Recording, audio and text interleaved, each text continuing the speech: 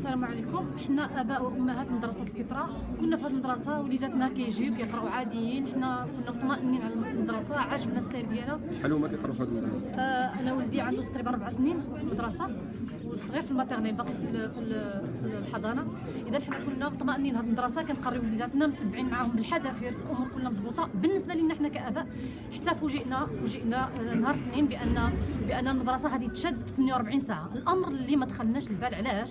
لان مهما كانت الخروقات او مهما كانت المشاكل، على الاقل واحد المده نستوعبوا فيها هذا الخبر، واحد المده نتاكدوا منها، لان حتى حنا اباء، حتى حنا عندنا 50% من تحملنا، يعني 50% من الصدمه، ماشي غير المدير بوحده. اذا عطيونا الوقت غير نستفسروا، وعلى الاقل نشوفوا هذه الخروقات واش ممكن تصلح، واش ممكن.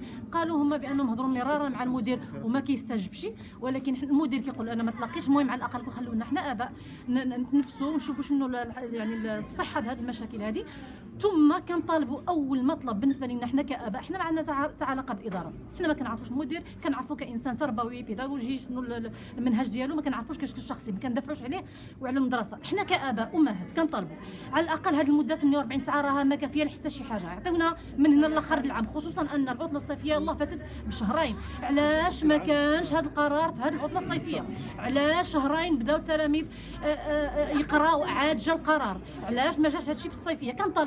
كنطالبوهم على الاقل شهر 6 يكملوا الاطفال بشكل رسمي هادئ، يقراو المسائل ديالهم، ديك الساعه راه ما نعملوا في خطوات يعملوا منهم الاداره. اذا هذا الطلب ديالنا الوحيد. ثاني حاجه، البارح دخلنا الولايه، دخلنا عند العمده، دخلنا عند بزاف ديال الجهات الرسميه، زعما تستعجبنا. علاش؟ لان كيقول لك ولدك في هذه المدرسه غدا هزو دير واحد المدرسه اخرى. انا بيدي ولدي بدلته ماشي مشكل. واش هذا هذا كلام كيقولوا عاقل؟ انا ولدي في هذه المدرسه نفسيا ومعنويا وتربويا ومتابعه ومرضا وكلها. عنده السيده عندها ولده ديابيتيك، وحده عندها ديسليكسيك، وحده عندها اوتيست، وحده عندها ولده عادي الحمد لله، وحده عنده مشاكل نفسيه، كنا عندنا مشاكل حساسيه الاطفال الزائده.